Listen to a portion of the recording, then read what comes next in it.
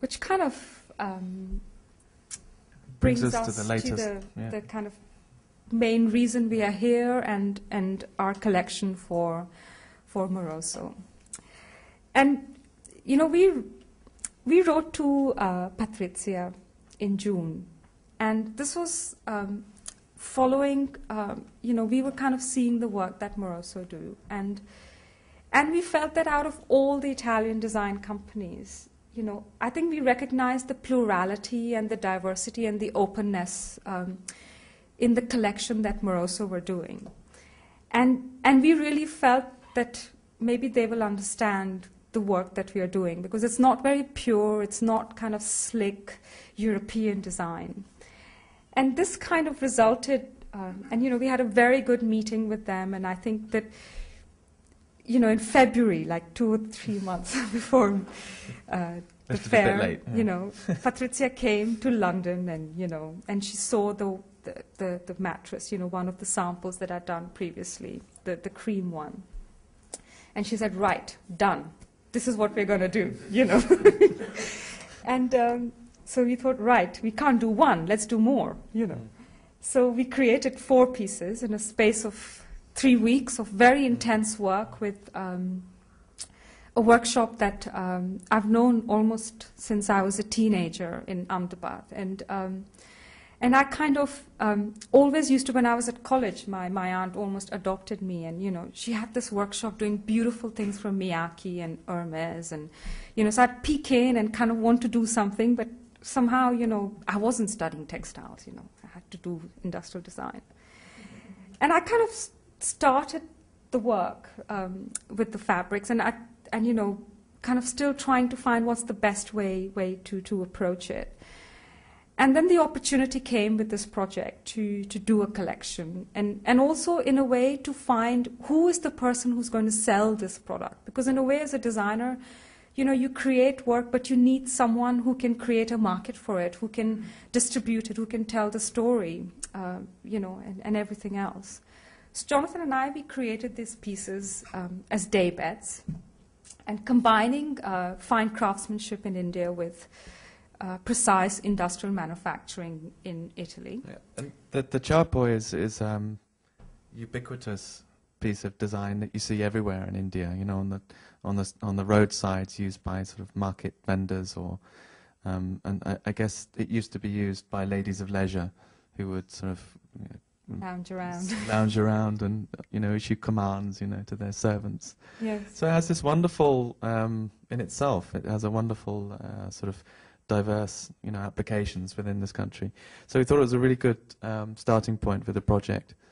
And the game itself that you see embroidered onto the surface is called Chopar. And it's a game that actually led to the epic mythical war, the Mahabharata, and which is played out in this miniature painting by Indra Sharma. And just to give you some idea of the story, you have 2 families, the Pandavas on the right and the Kauravas on the left. And you know, correct me if the pronunciation's not quite right. Yeah. And so the Kauravas on the left were they wanted to win the kingdom of the Pandavas, and knowing that the Pandavas, the leader, the head of the family, was a compulsive gambler and a hopeless gambler, challenged him to a game to which he couldn't refuse. And so he lost the game, and he also lost his kingdom along with it. And eventually he lost his wife, Draupadi, down on the right here. So, as was the custom, apparently, the Kauravas were disrobing Draupadi and removing her sari.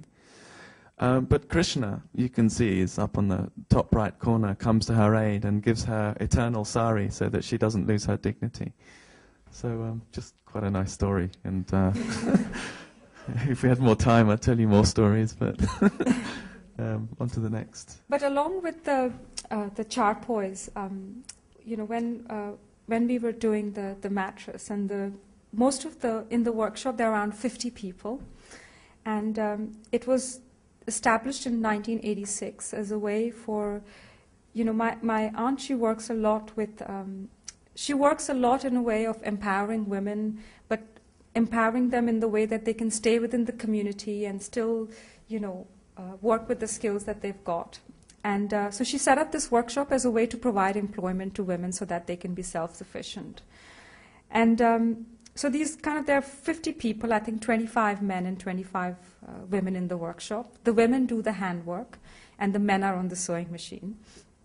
And these women sit on the floor, and they use these wonderful tools to cut things, and they're very simple forged scissors and things like that. So I had this idea when we were working there, is that what if I take their tools and take the floor cushion that they sit on? Why don't I get them to embroider their own tools onto their cushion? Kind of an idea. So you can see the scissors and the frame, circle for the embroidery, and a pencil, and also the idea of this led to the other idea of having other themes, because for Jonathan we collect a lot of objects. They don't necessarily have to be branded or expensive or designer in a way. We just collect things that we love, very simple utility things. And we decided to create themes and create more cushions. So for example, there is the jars, which has a collection of jars from America. There you have the stand pack bottle, milk bottle. Then there's tote bunches, a jug for trans glass. There's a plastic lota and an Indian storage jar. Then there's a collection of stationery objects. We love Italian staplers, and we have maybe 10 in different colors. Shouldn't really be admitting that. Yes. Scissors. And then there's another cushion which has the story of making chai, the Indian drink. Spatulas. Then there's a computer fan. So the orange cushion, the round cushion is, they're just fan we bought actually on the Lower East Side, which is inside the computer.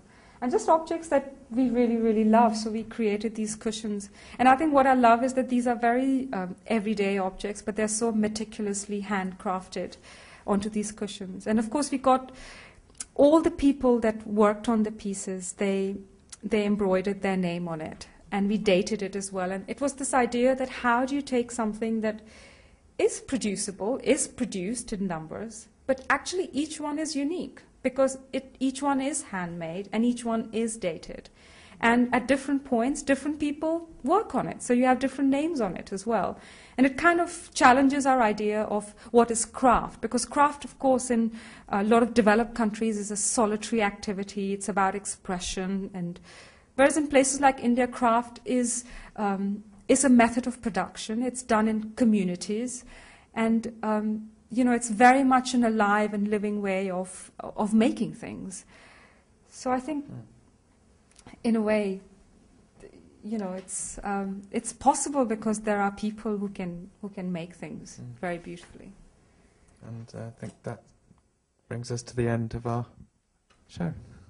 Thank you.